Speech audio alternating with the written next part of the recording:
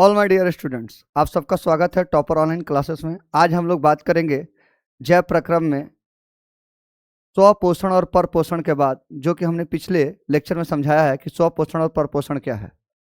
तो राइट, चलिए बात करते हैं स्वपोषी।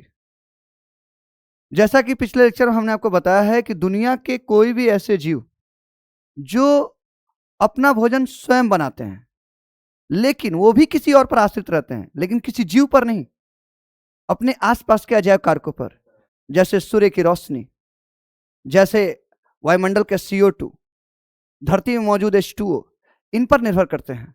तो माय डियर स्टूडेंट, स्वपोषी भी निर्भर करते हैं। ऐसा नहीं है कि स्वपोषी निर्भर नहीं करते, स्वपोषी भी निर्भर करते हैं। बस इतना है कि स्वपोषी किसी दूसरे जीव पर अपने पोषण के लिए निर्भर नहीं करते, बल्कि अपने आसपास के अजैव कारकों पर निर्भर करते हैं। और परपोषी अपने पोषण के लिए दूसरे जीवों पर निर्भर करते हैं, अपने आसपास के अजैव कारकों पर नहीं। वो डायरेक्ट दूसरे जीवों से भोजन प्राप्त करते हैं, जबकि स्वपोषी अपने आसपास के अजैव कारकों से क्या करता है, अपना भोजन बना लेता है। तो माय डियर स्टूडेंट्स, अगर आपको एक और एंगल से सोचने को कहा जाए तो आप ऐसे सोच सकते हैं कि यह स्वपोषी क्यों है और यह परपोषी क्यों है, हम परपोषी क्यों हैं और हरे पादप स्वपोषी क्यों हैं। तो एक नजरिया यह भी विकसित कर लीजिए आप कि देखिए, अगर हम लोग नहीं रहेंगे, मान लीजिए कि दुनिया के जो परपोषी हैं वो विलुप्त हो जाते हैं, तो क्या होगा? आपको क्या लगता है, अगर हम लोग यहां से चले जाएं, अगर परपोषी पूरी दुनिया से गायब हो जाएं, तो क्या आपको लगता है कि स्वपोषी गायब हो जाएंगे? बिल्कुल नहीं, क्योंकि स्वपोषियों को आपसे ज्यादा कुछ लेना देना नहीं है। उनको जो चाहिए, सूर्य की रोशनी हमारे जाने के बाद भी रहेगी, CO2 हमारे जाने के बाद भी रहेगी, जल हमारे जाने के बाद भी रहेगी, तो वो अपना काम चला लेंगे।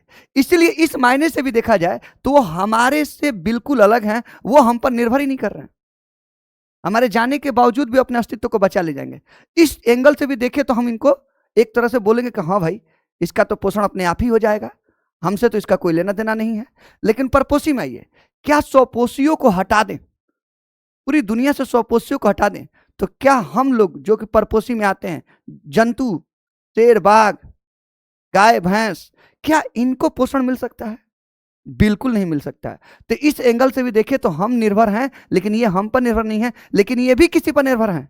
किस पर निर्भर है? अपने आसपास के अजैव कारकों पर। अब आइए देखते हैं कि स्वपोषी क्या करते हैं। स्वपोषी सूर्य की ऊर्जा को क्या करते हैं? क्लोरोफिल की मदद से ग्रहण कर लेते हैं। सूर्य की ऊर्जा को ग्रहण करते हैं। ओके, तो उनके पास एक ऊर्जा आ गई। अब सूर्य की ऊर्जा को जब वो ग्रहण कर लेते हैं, सूर्य की ऊर्जा को जब ग्रहण कर लेते हैं, तो फिर क्या होता है? वो CO2 लेते हैं, H2O लेते हैं, और ये ऊर्जा को रूपांतरित करते हैं। ये ऊर्जा को, सूर्य की विकिरण ऊर्जा को रूपांतरित करते हैं और इसको किसी और ऊर्जा में डेवलप करके अपने पास रख लेते हैं। जैसे इनको जोड़ना है, ये क्या करते हैं? CO2 और H2O को जोड़ते हैं, तो इनके बीच में जो बॉन्ड बनता है, इनको जोड़ने के लिए जो आबंध बनते हैं, रासायनिक बॉन्ड, रासायनिक आबंध, उनमें ये सूर्य की ऊर्जा को छिपा देते हैं, सूर्य की ऊर्जा को बदल देते हैं। यानी सूर्य की विकिरण ऊर्जा अब रासायनिक ऊर्जा में बदल चुकी है। तो स्वपोषी के बारे में अगर कोई कहे कि किस ऊर्जा से किस ऊर्जा में रूपांतरण का काम करते हैं, तो स्वपोषियों ने सूर्य की ऊर्जा को क्या किया? जब ग्लूकोज बनाया, जब कार्बोहाइड्रेट बनाया, जब स्टार्च बनाया, तो उनकी बॉन्डिंग करते समय उसमें सूर्य की विकिरण ऊर्जा को रूपांतरित करके रासायनिक ऊर्जा में रख दिया। अब इन्होंने स्टार्च के अंदर जितने बॉन्ड बनाए, उसमें सूर्य की विकिरण ऊर्जा को रासायनिक ऊर्जा के रूप में रख दिया। अब आप कहेंगे कि सर, ये अब इसमें ऊर्जा आ गई कि नहीं आ गई? बिल्कुल आ गई। अब इसमें रासायनिक ऊर्जा है। अब आप सोचेंगे कि इसको तो हम लोग ग्रहण करते हैं।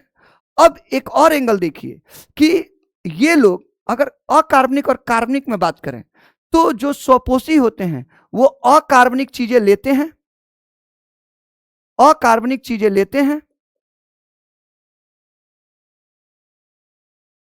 और बदल देते हैं कार्बनिक में। वो भी कौन से कार्बनिक? अधिकतर समय जटिल कार्बनिक में बदल देते हैं। जटिल कार्बनिक, कार्बोहाइड्रेट, प्रोटीन, जटिल कार्बनिक पदार्थ में बदल देते हैं। अब आप सोचिए, आपको यहां से एक और दृष्टिकोण मिला कि स्वपोषी किस ऊर्जा से किस ऊर्जा में रूपांतरण करते हैं। स्वपोषी सौर ऊर्जा यानी विकिरण ऊर्जा को रासायनिक ऊर्जा में रूपांतरण करते हैं। और एक और एंगल देखिए कि स्वपोषी अकार्बनिक को जटिल कार्बनिक में बदल देते हैं।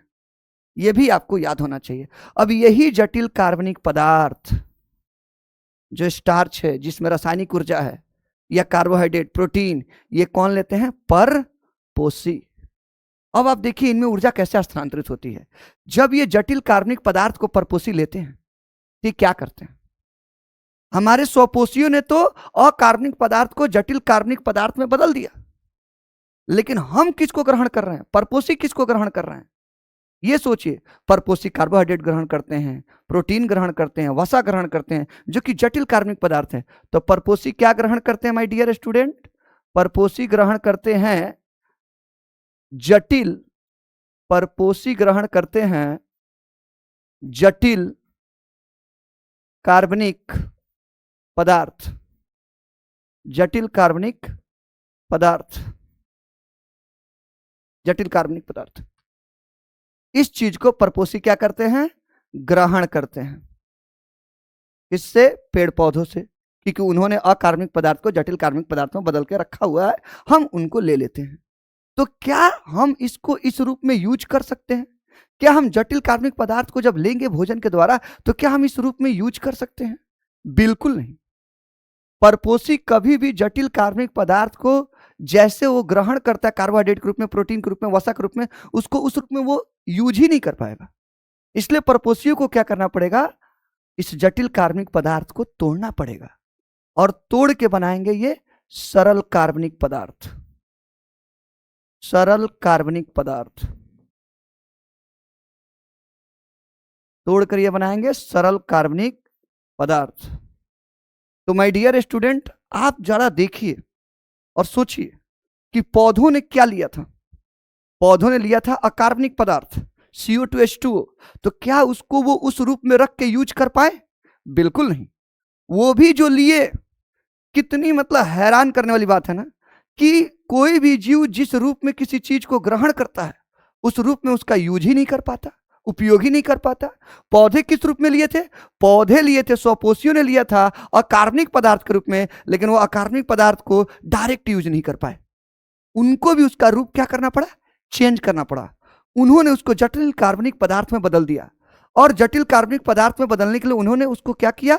उन अकार्बनिक पदार्थों के बीच में बॉन्डिंग बनाई, रासायनिक आबंध बनाए, और रासायनिक आबंध बनाते समय सूर्य की विकिरण ऊर्जा को उसमें ले आके क्या कर दिया? रूपांतरित कर दिया। तो माय डियर स्टूडेंट, स्वपोषी भी जो चीज लेते हैं जिस रूप में, उसको यूज नहीं कर पाते, वो भी उसको रूपांतरित करने के बाद ही यूज करते हैं, और इसी रूपांतरण के दौरान ऊर्जा का भी रूपांतरण कर देते हैं। अब आइए, परपोषी भी क्या लेते हैं? जटिल कार्बनिक पदार्थ, जैसे कार्बोहाइड्रेट, प्रोटीन, वसा। तो ये जो जटिल कार्बनिक पदार्थ लेते हैं तो क्या इसको यूज कर लेते हैं? बिल्कुल नहीं।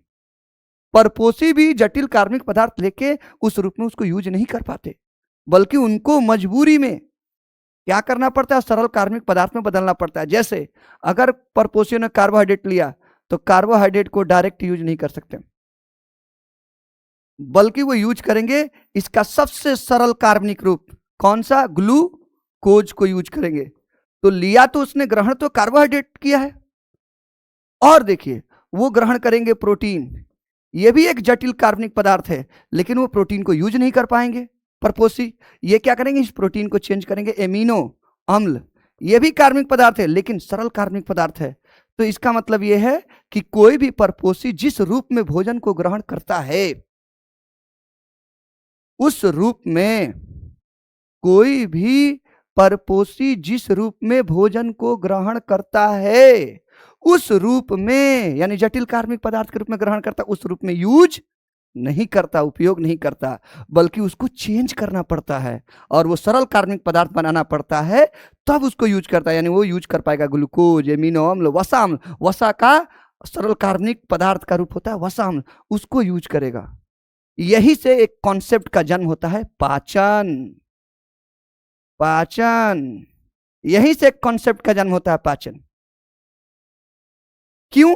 क्योंकि पाचन का मतलब ही है कि जटिल कार्बनिक पदार्थ को सरल कार्बनिक पदार्थों में तोड़ना। अगर परपोषी गलती से जटिल कार्बनिक पदार्थ को लेते और उसी रूप में यूज करते अपने बॉडी के लिए, तो क्या होता? क्या कभी पाचन करने की जरूरत पड़ती? पाचन जैसा टॉपिक ही नहीं होता, इसका कोई चांस ही नहीं है। कभी आपने पौधों में पाचन सुना है? थोड़ी देर के लिए इस पर चर्चा कर लीजिए। कभी आपने पौधों में पाचन सुना है? सुना है डाइजेशन इन प्लांट, पौधों में पाचन? क्यों नहीं सुना? क्योंकि पौधे क्या करते हैं, अकार्बनिक पदार्थ लेकर यूज करने के लिए उसको जटिल कार्बनिक पदार्थ में बदल देते हैं। यानी वह सरल अकार्बनिक पदार्थों को, अकार्बनिक अणुओं को, निम्न प्रकार के अकार्बनिक अणुओं को वो जटिल कार्बनिक अणुओं में बदल के यूज करते हैं। तो वो निम्न से सरल से जटिल की ओर जा रहे हैं, तो उनमें पचाना नहीं है, उनमें उनको क्या करना है, जोड़ना है। और हमें क्या करना है, हम सरल यूज करते हैं, लेकिन सरल कार्बनिक पदार्थ के रूप में हमें कोई चीज मिलती नहीं है पौधों से कि हम उसको डायरेक्ट ग्रहण करें। तो हम जटिल कार्बनिक पदार्थ के रूप में लेते हैं और फिर उसको पाचन करके सरल कार्बनिक पदार्थ में तोड़ देते हैं। तो आप बताइए, पौधों में कभी पाचन हो सकता है? अगर हमारी बात समझ में आई है तो कमेंट में जरूर बताइएगा, क्या पौधों में पाचन हो सकता है? क्या पौधों में पाचन टॉपिक होना चाहिए? बिल्कुल नहीं होना चाहिए। तो माय डियर स्टूडेंट, पाचन कैसे आया, इसका कॉन्सेप्ट आपको आया होगा। और पाचन का कॉन्सेप्ट परपोषियों में ही हो सकता है, क्योंकि ये जटिल कार्बनिक पदार्थ को डायरेक्ट यूज नहीं करते, उसको सरल कार्बनिक पदार्थ में ही चेंज करके यूज करेंगे, इसलिए इनको पाचन की जरूरत है। अब एक और मजेदार आपको बात बताते हैं। अब मान लीजिए कि इन्होंने जटिल कार्बनिक पदार्थ लिया, परपोषियों ने, जैसे कार्बोहाइड्रेट ग्रहण किया, कार्बोहाइड्रेट, तो अब क्या करेंगे, इस कार्बोहाइड्रेट को ये लोग, ये कार्बोहाइड्रेट स्टार्च के रूप में, किसी और रूप में उनको मिल जाएगा। तो जिस भी रूप में मिलेगा, जब इसको ग्रहण करेंगे तो इस कार्बोहाइड्रेट का जो स्टार्च वाला रूप है, जो पौधे ने तैयार किया था, उसमें उसने सूर्य की विकिरण ऊर्जा को रासायनिक ऊर्जा में क्या कर दिया था, बदल दिया था। यानी इस कार्बोहाइड्रेट के अंदर रासायनिक ऊर्जा है, एक ऊर्जा तो है रासायनिक ऊर्जा। अब जब ये कार्बोहाइड्रेट एक परपोषी लेगा, मनुष्य ही लेगा, तो उसको सबसे पहले ग्लूकोज में चेंज करेगा, यानी उसको छोटे अणु में, सरल कार्बनिक पदार्थ में तोड़ेगा। और उसके बाद क्या करेगा, बताइए, वो सौर ऊर्जा को या सूर्य की विकिरण ऊर्जा को जब उसने रासायनिक ऊर्जा में चेंज किया, तो उसके लिए क्या किया, बॉन्ड बनाया। तो बॉन्ड बनाने में उस ऊर्जा को उसमें रख दिया। अगर हम उस बॉन्ड को अब तोड़े, उसी कार्बोहाइड्रेट के अंदर जो बॉन्ड बनाने में ऊर्जा कैद हुई है, अब उसको हम ग्लूकोज में चेंज करके उसके बॉन्ड को तोड़ें, तो क्या होगा, वही ऊर्जा मुक्त होगी। इसीलिए अब ग्लूकोज का क्या करते हैं, ऑक्सीजन से रिएक्शन कराकर इसके बॉन्ड को तोड़ते हैं। और एट लास्ट ग्लूकोज का जो 6 कार्बन होता है, C6, जो आपस में जुड़े रहते हैं, उन सबको एक दूसरे से कट कर दिया जाता है, आबंध तोड़ दिया जाता है। और एट लास्ट वायवीय श्वसन आपने सुना होगा, उसमें क्या बना देते हैं, CO2। और इस तरीके से ये बॉन्ड टूट जाता है। यानी ग्लूकोज के अंदर जो बॉन्ड है उसको तोड़ा जाता है। एक बार पौधे ने क्या किया, बॉन्ड बनाते समय सौर ऊर्जा को क्या कर दिया, स्टार्च के अंदर रासायनिक आबंध में बनाते समय रासायनिक ऊर्जा के रूप में कैद कर दिया। अब हम उस ऊर्जा को क्या करना चाहते हैं, अपने लिए इस्तेमाल। तो उसको कैसे इस्तेमाल कर सकते हैं, बॉन्ड बनाकर उसमें रखा गया था, तो बॉन्ड तोड़ेंगे। तो सबसे पहले स्टार्च को ग्लूकोज बनाएंगे और ग्लूकोज को ऑक्सीजन से रिएक्शन करा के उसके आबंध को तोड़ देंगे। और जैसे जैसे आबंध तोड़ेंगे वैसे वैसे उसमें से ऊर्जा, उसकी रासायनिक ऊर्जा मुक्त होगी।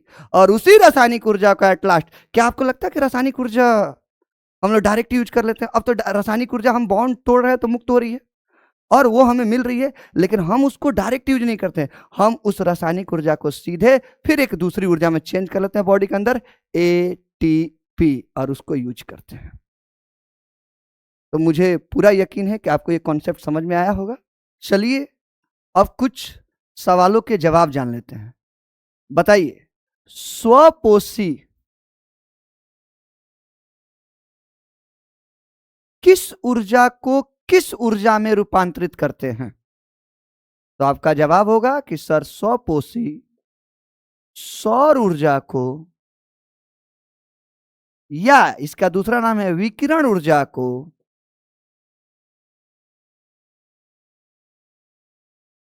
रासायनिक ऊर्जा में जटिल कार्बनिक पदार्थ बना के बदल देते हैं। दूसरा क्वेश्चन, स्वपोषी किस तरह के पदार्थ को किस तरह के पदार्थ में बदल देते हैं? तो स्वपोषी अकार्बनिक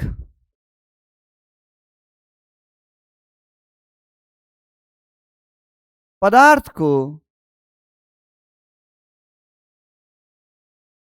जटिल कार्बनिक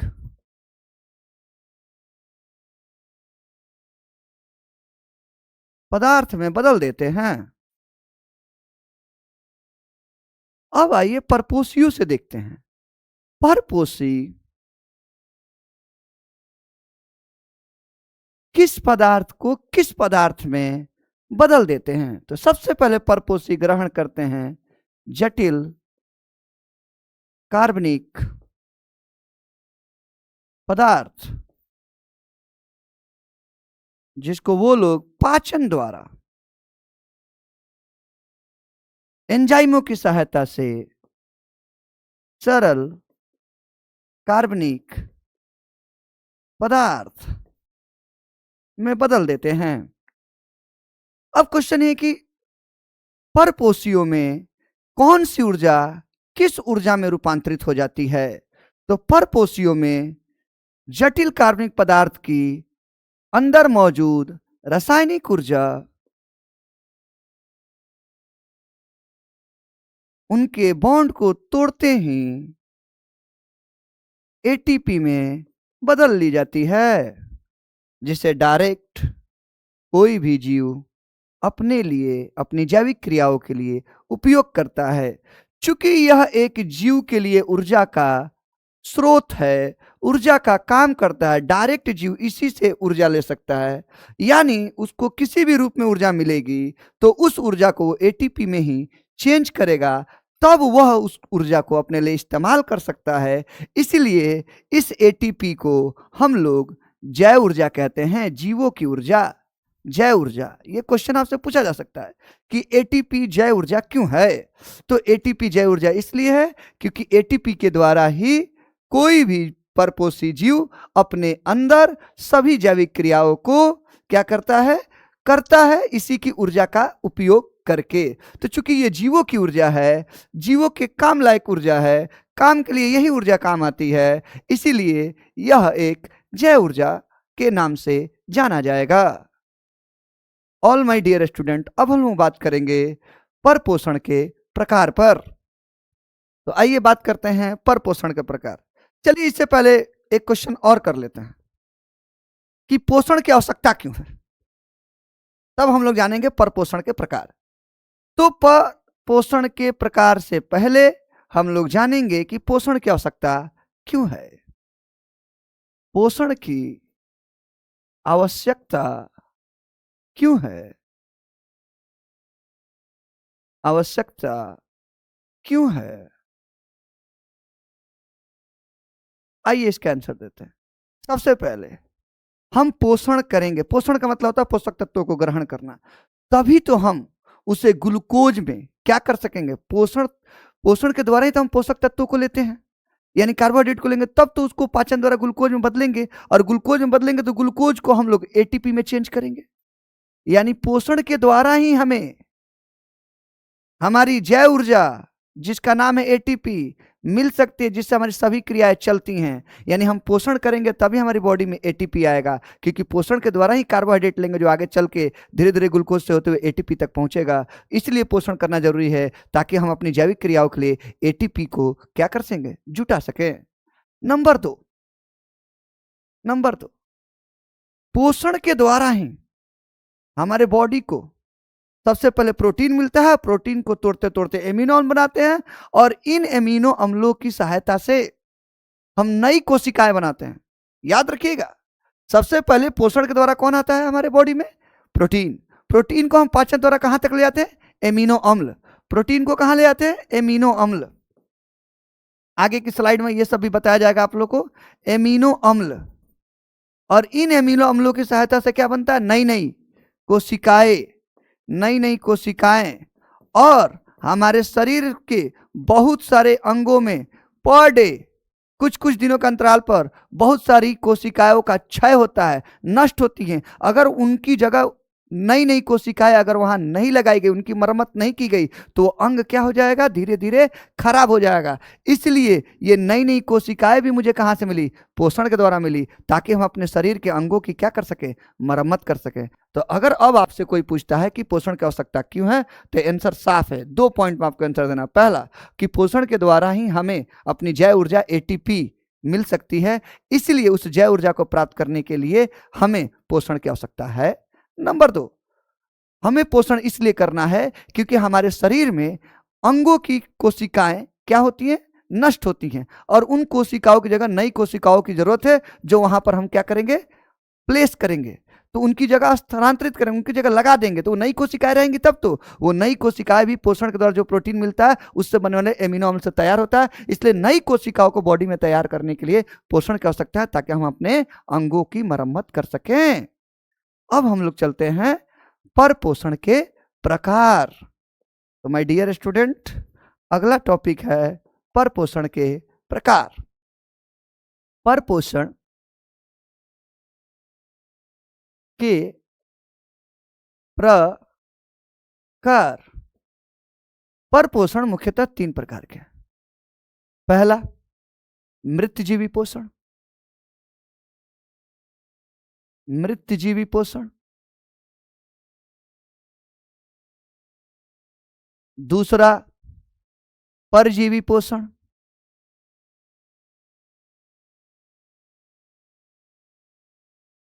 तीसरा,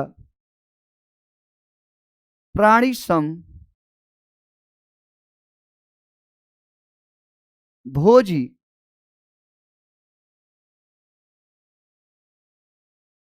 पोषण या प्राणी संपोषण। प्राणी सम पोषण।